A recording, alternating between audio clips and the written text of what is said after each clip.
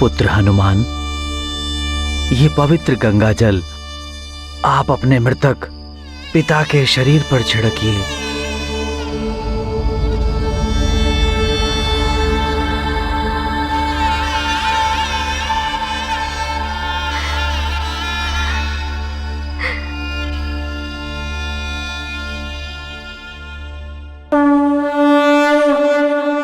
स्मृति चित्र नेत्र में आए, मन पर पिता मेघ सम छाए। करते योग्य पुत्र का कर्म, वेद विहित अलौकिक धर्म। आंसू से भर आई अंजलि, यही तात अर्पित श्रद्धांजलि। ये गाथा महाबली हनुमत की, रुचिकर लीला राम भगत की। जय जय जय रघुनंदन राम, जय जय जय महाबली हनुमान।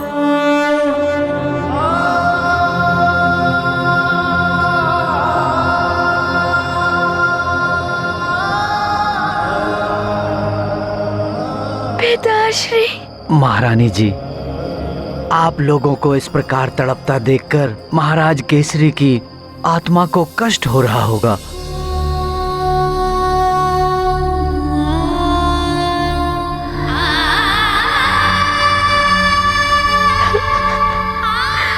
पुत्र हनुमान, ये पिंड अपने हाथ में लीजिए। अब हम आपके मृतक पिता की शांति के लिए ये पिंडदान आरंभ करते हैं।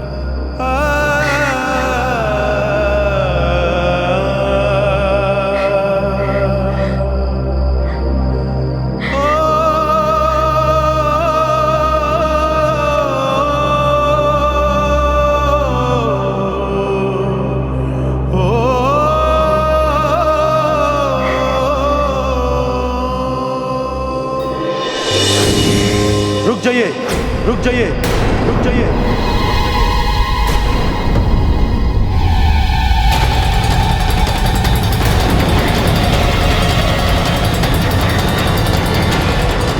प्रणाम देव गुरु बृहस्पति। ऋषिवर, ये पिंड विधि त्रुटिपूर्ण है।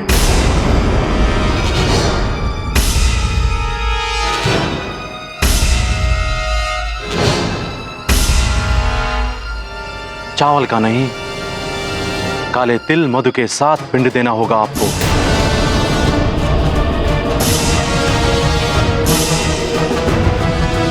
क्योंकि केसरी जी की अकाल मृत्यु हुई है। अकाल मृत्यु?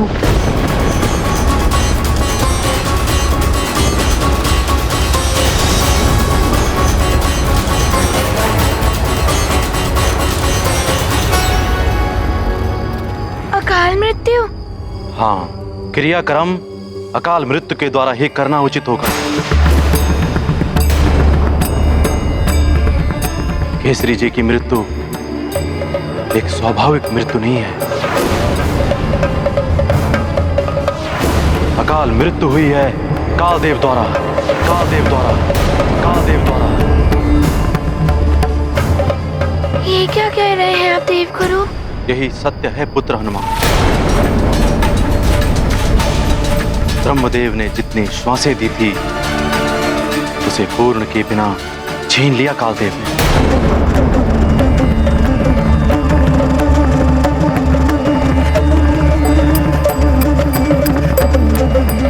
ये तो अन्याय हुआ है स्वामी के साथ। आप तो देव गुरु हैं। आपके कुल के दीपक को असमय बुझा दिया कालदेव ने, और आपने उन्हें रोका तक नहीं। क्यों किया ऐसा कालदेव ने? पुत्री अंजना, हनुमान ने संसार की रक्षा करने के लिए काल चक्र को विपरीत दिशा में प्रचालित कर दिया।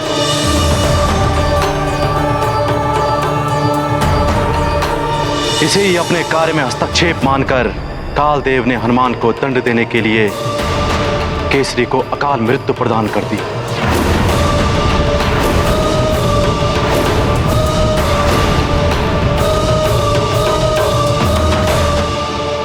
ये तो अन्याय है। मेरे पिताश्री ने कौन सा अपराध किया है? वो मुझे दंड देते, किंतु वो पिताश्री को इस प्रकार दंड नहीं दे सकते। किंतु हनुमान, अब कुछ नहीं किया जा सकता। कालदेव का निर्णय अटल है, उसे मैं भी परिवर्तित नहीं कर सकता हूँ। नहीं गुरुदेव, कर्म भाग्य को बदल देता है। जैसे कालदेव को भी अपने निर्णय को तपस्वी महाराज मार्कंडेय जी के लिए बदलना पड़ा था। मैं भी हम लोग जाकर अपने पिताश्री का जीवन वापस लाऊंगा।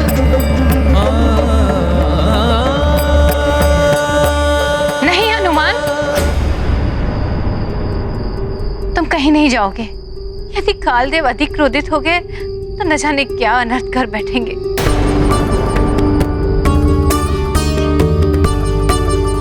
अन्याय करना ही नहीं, अन्याय सहना भी अधर्म होता है। मैं ये अन्याय नहीं सहूंगा। कालदेव को मेरे पिताश्री का जीवन लौटाना ही होगा। जो तुम करना चाहते हो वो असंभव है हनुमान। कालदेव इसे पुनः अपने कार्य में हस्तक्षेप मान बैठेंगे। तुम्हें वहां नहीं जाना चाहिए।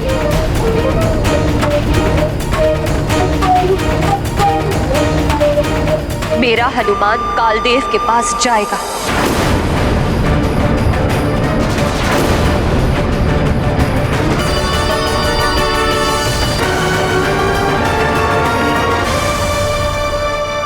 माँ, आपको मुझ पर विश्वास तो है ना? हाँ पुत्र, मेरे विश्वास और तुम्हारे पितृ भक्ति की शक्ति कालदेव से तुम्हारे पिताश्री के प्राण वापस लेकर आएगी। माँ, आपने ही कहा था ना, जिस पुत्र के साथ अपने माता पिता का आशीर्वाद हो वो कभी असफल नहीं होता। आपका विश्वास ही मेरी विजय का आधार होगा। हाँ पुत्र, अपने पिताश्री के प्राण वापस लेकर ही आना। ऐसा ही होगा माँ।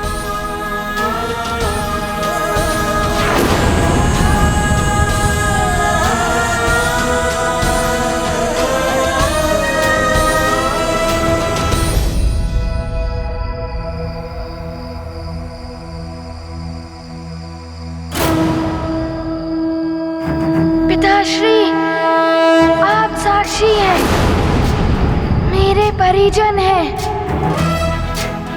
मेरे मित्र हैं, और आप सब भी साक्षी हैं। ये 10 दिशाएं भी साक्षी हैं हनुमान की प्रतिज्ञा की। मैं केसरी नंदन अंजनी पुत्र हनुमान काल लोक से अपने पिताश्री के प्राण वापस ले आऊंगा, वापस ले आऊंगा, वापस ले आऊंगा, वापस ले आऊंगा। तभी इस पृथ्वी पर पग रखूंगा।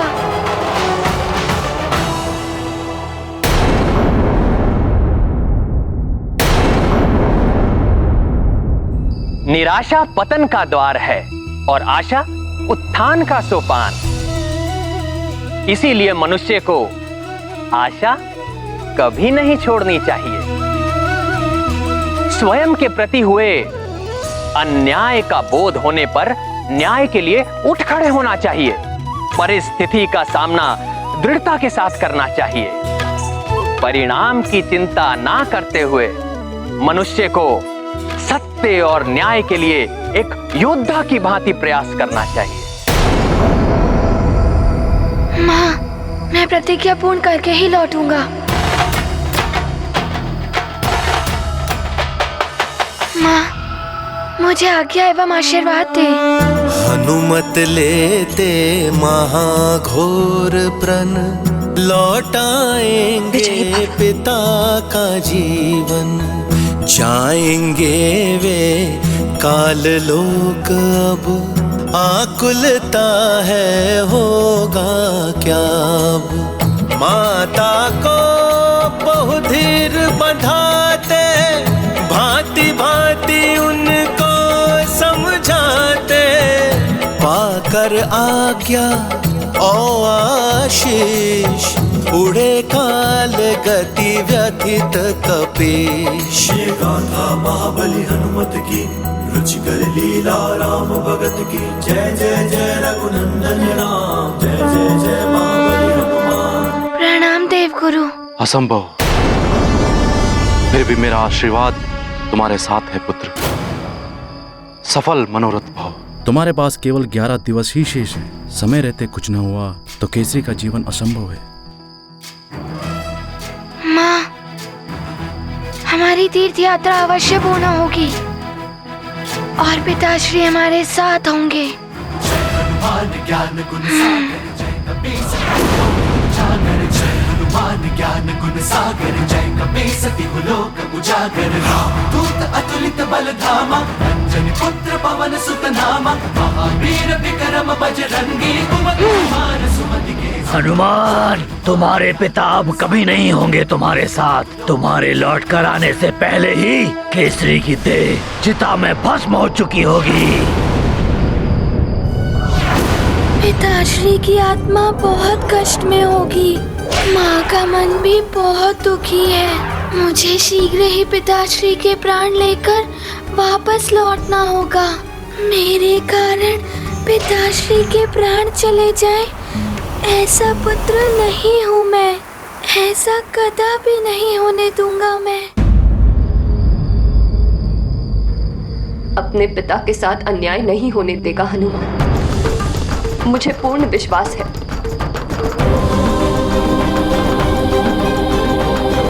मेरे स्वामी की देह का अंतिम संस्कार नहीं होगा। हनुमान इनके प्राण वापस लेकर ही आएगा। जब तक हनुमान मेरे स्वामी के प्राण लेकर नहीं लौटता, मैं ऐसे ही इनके पास बैठी रहूंगी। अंजना, इस प्रकार पुत्र केसरी की देह को अधिक समय तक सुरक्षित नहीं रखा जा सकता। मैं इनकी देह की सुरक्षा की व्यवस्था कराता हूँ। तुम शांत मन से हनुमान के लौटने की प्रतीक्षा करो।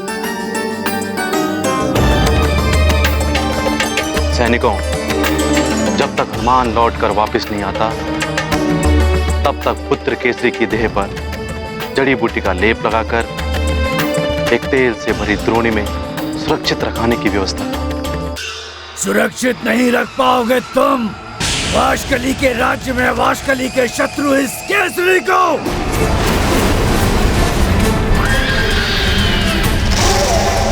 वाशकली राज्य का युवराज है वाश का शोर। ये कदापि नहीं होने देगा, कदापि नहीं।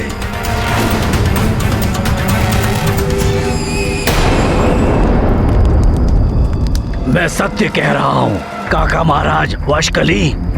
केसरी की मृत देह को स्वयं अपने नेत्रों से देख कर आ रहा हूँ मैं। उस दुष्ट केसरी के पुत्र हनुमान ने हमें भी पराजित किया और हम असहाय देखते रह गए।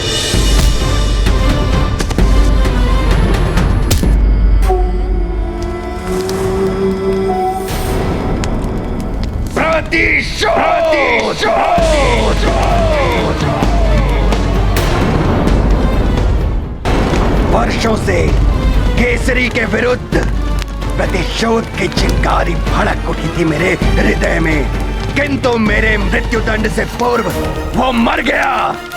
अब इस प्रतिशोध की ज्वाला को कैसे शांत करूं? प्रतिशोध तो हम अब भी ले सकते हैं। प्रतिशोध अब कैसा? मृत्यु हो चुकी है उसकी। उस केसरी की देह को नष्ट करके। तुम्हारा तात्पर्य है कि उस केसरी की मृत देह की, उसकी देह की दुर्गति कर दें, किंतु इसमें आनंद क्या आएगा? आएगा आनंद। काका महाराज वाशकली, उसका पुत्र, वो चमत्कारी बालक हनुमान अपने पिता की आत्मा को लाने काल लोक गया है। यदि वो सफल हो गया तो उसके आने के पूर्व ही हम उस केसरी की देह को भस्म कर देंगे। अब ना रहेगा बांस, और ना बजेगी बांसुरी।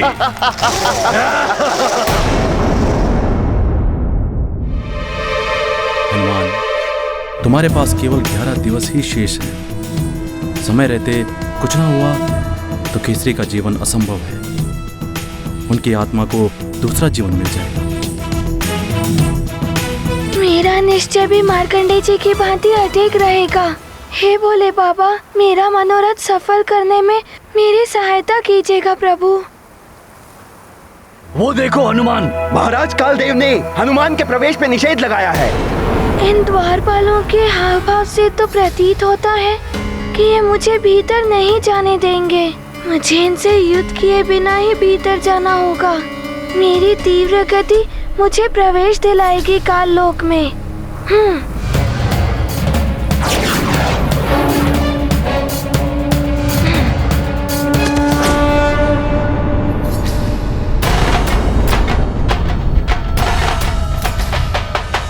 हनुमान,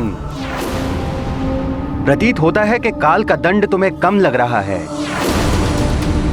इसीलिए काल लोक में आने का दुस्साहस कर बैठे हो तुम।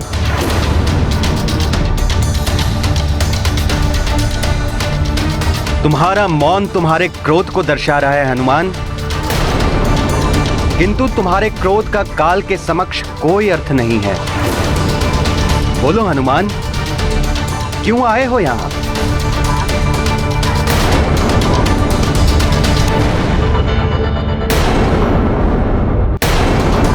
प्रणाम कालदेव। मैं यहाँ पिताश्री के प्राण वापस लेने आया हूँ। बालक हो, मृत्यु का अर्थ नहीं जानते हो तुम। तुम्हें क्या लगता है ये संभव है? दंड अपराधी को ही दिया जाता है और अपराधी मैं हूँ। मेरे पिताश्री ने तो कोई अपराध नहीं किया था, फिर पिताश्री को कैसे दंड दे सकते हैं आप? तुम्हारे पिता की मृत्यु ही तुम्हारे लिए सबसे बड़ा दंड है हनुमान। किंतु यह अन्याय है कालदेव, ऐसा मत करिए। पिताश्री के प्राण वापस लौटा दीजिए। तुम्हारे परिवार को दुख पहुंचा है, इसलिए तुम मुझ पर अन्याय का आरोप लगा रहे हो हनुमान। मैंने जो भी किया है अपने अधिकार क्षेत्र में रहकर ही किया है। किंतु कालदेव, नियम है तो यम है। जितने कठोर नियम, दंड भी उतना ही भीषण। तुमने काल के कार्य में हस्तक्षेप किया है।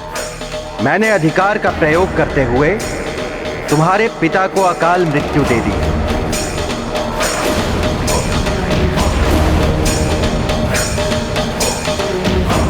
कालदेव, ये आपका कैसा अधिकार है?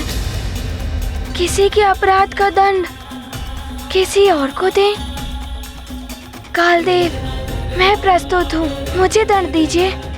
किंतु मेरे कारण मेरे पिताश्री को दंड देना ये न्याय है? हनुमान, मेरे न्याय और मेरे अधिकार पर प्रश्न उठाने का प्रयास मत करो तुम।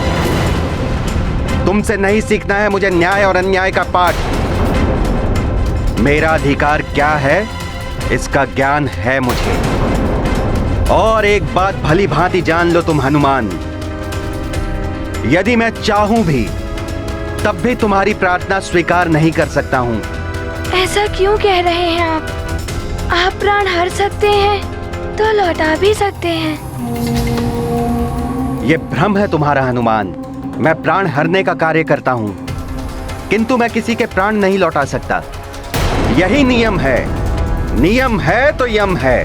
कालदेव, मैंने माँ को वचन दिया है कि मैं पिताश्री के प्राण लेकर ही पृथ्वी लोक जाऊंगा। अबोध हो तुम, पुनः भूल कर बैठे। ऐसे असंभव प्रण लेने से पहले तुम्हें सोचना चाहिए था। असंभव को संभव करके रहूंगा मैं। मैंने मेरी माँ को जो वचन दिया था वो पूर्ण करके रहूंगा।